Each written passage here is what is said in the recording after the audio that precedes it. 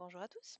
On va commencer le cours d'aujourd'hui avec la correction des exemples, partie cours. Donc on était dans dresser les tableaux de signes des produits et des quotients. Alors au niveau des exemples, je vous les ai préparés ici. Donc le premier c'était 9x moins 1 fois 4 moins x. Donc on met la ligne des x avec moins l'infini plus l'infini, le signe de 9x moins 1, le signe de 4 moins x et le signe de a de x, le produit des deux. Donc on commence par chercher quand est-ce que 9x moins 1 s'annule, c'est en 1 neuvième. Quand est-ce que 4 moins x s'annule, c'est en 4. On place dans l'ordre croissant 1 neuvième et 4 ici. 1 neuvième, c'est celui qui annule 9x moins 1, donc on met le 0 ici. 4 annule 4 moins x, on met le 0 ici. Pour le signe pour 9x moins 1, m égale à 9, c'est positif, donc c'est moins plus plus. Et pour 4 moins x, m égale moins 1, négatif, donc c'est plus plus moins. Règle des signes, on obtient moins, plus et moins, et on peut reporter ici les deux zéros, puisque le produit s'annule quand l'un au moins des facteurs est nul. Pour b de x, qui est le produit de ces deux quantités-là, voilà le tableau que l'on obtient. Vous pouvez mettre la vidéo en pause, le temps de vérifier ce que vous avez trouvé.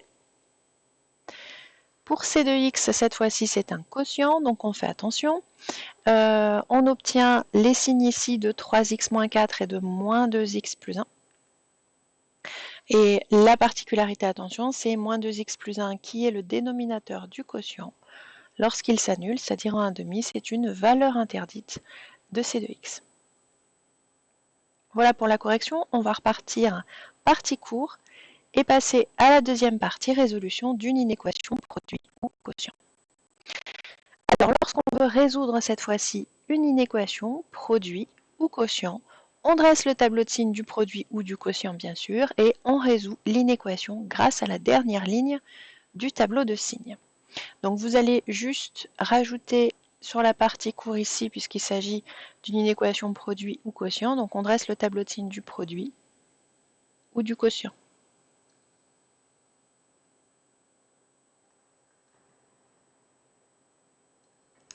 Donc on y va pour la correction de l'exemple. Alors, résoudre dans R les inéquations, je vous en ai mis 3. 2 inéquations produits avec la deuxième qui a la particularité d'avoir 3 facteurs. Et la troisième, c'est une inéquation quotient. On commence avec la première. Donc, je vais vous demander de dresser dans un premier temps le tableau de signes de ce produit-là, juste en dessous. Donc, vous mettez cette vidéo en pause pour dresser ce tableau et ensuite vous regardez la correction. Voilà, on revient sur la correction de ce tableau de signes. Donc c'est magique, je l'ai fait en même temps que vous pendant la pause. Donc sur la première ligne, le signe de 5 moins x qui s'annule en 1,25, m égale moins 4, négatif, donc c'est plus plus moins. Le signe de x plus 7 qui s'annule en moins 7, m égale 1, positif, donc c'est moins plus plus, et la règle des signes nous donne moins, plus, moins, avec les deux zéros, puisque c'est un produit. Alors allons-y maintenant pour la résolution de l'inéquation. Eh bien, pour mon inéquation, je voulais savoir quand est-ce que ce produit est strictement positif. Donc dans le tableau, je vais aller chercher quand est-ce que le produit est positif. Autrement dit, je vais chercher les plus dans le tableau, et les plus, il y en a un seul, et il est ici. Ça veut dire que la solution de l'inéquation, ça va être entre moins 7 et 1,25. Pour x entre moins 7 et 1,25, j'ai mon produit qui est positif. Et comme d'habitude, lorsque je résous des inéquations, il faut que je sache si les bornes de mon intervalle, ici, je les prends ou je ne les prends pas.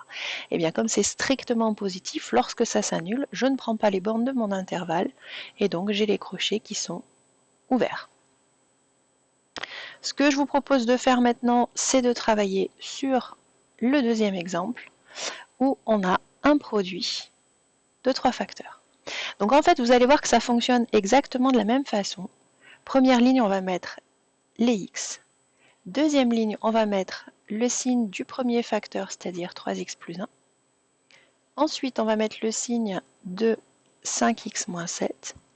Et pour finir, le signe de 6 moins x.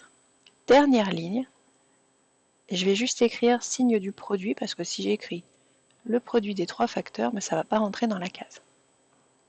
Donc on est toujours entre moins l'infini et plus l'infini.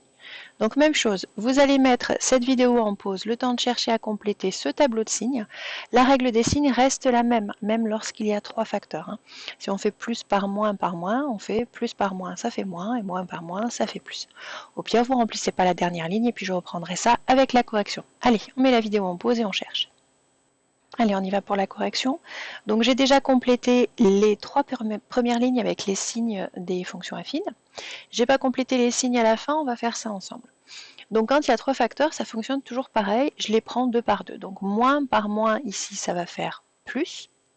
Et ce résultat plus par plus, le résultat sera positif. Plus par moins, moins par plus, moins. 3 positifs, ça fait positif, plus par plus, ça fait plus, et par moins, ça fait moins. Donc voilà le signe de ce produit de 3 facteurs. On va maintenant résoudre l'inéquation. On veut savoir quand est-ce que c'est négatif ou nul, donc je vais chercher les signes moins sur ma dernière ligne, et j'en ai 2.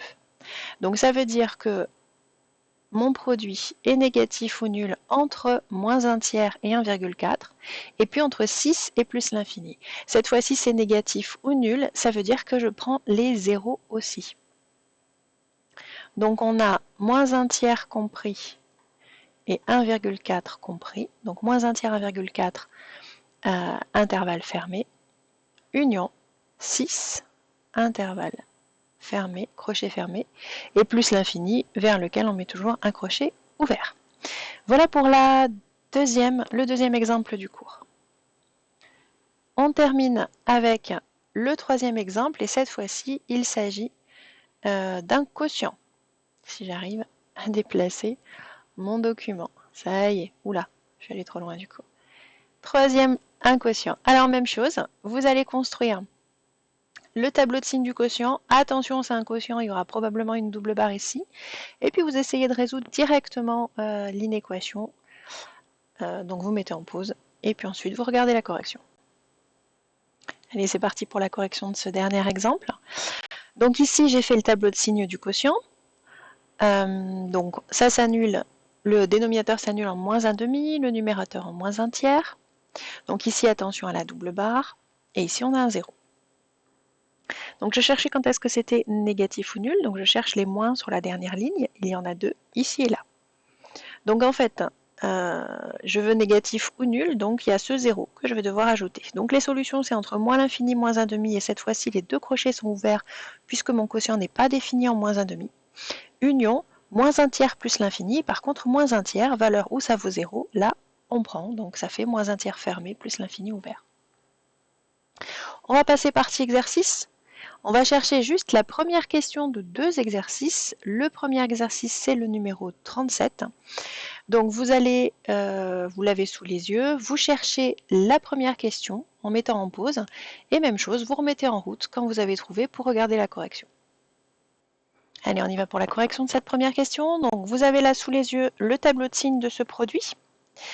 Vous vérifiez que vous aviez bien trouvé la même chose. Cette fois-ci, je voulais savoir quand est-ce que c'était strictement négatif. Donc strictement négatif, c'est ici dans la dernière ligne. Ça correspond aux valeurs de x qui sont entre moins 1,5 et 4. Et je ne prends pas les 2 bornes puisque je veux strictement négatif. Donc je ne prends pas quand ça vaut 0. Ça nous fait donc comme ensemble des solutions, moins 1,5, 4, intervalle ouvert. Donc la question B et la question C, elles seront à chercher à la maison pour demain.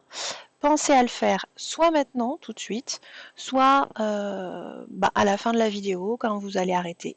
On le corrigera ensemble sur la visioconférence demain à 10 h, si ma mémoire est bonne. Deuxième exercice, le 78, page 162. Donc c'est pareil, cette fois-ci, on a une inéquation à résoudre. Mais cette inéquation concerne un quotient. C'est d'ailleurs pour ça que dans la première question, par exemple, ils nous disent que c'est pour tout réel x différent de 3, puisque vous allez voir que 3 est une valeur interdite. Donc en plus, on vous donne une petite indication. Donc même principe, vous mettez la vidéo en pause, vous cherchez cette première question, et ensuite, eh bien, vous regardez la correction. Allez, on y va pour la fin de cette vidéo, la correction du premièrement du 78, page 162.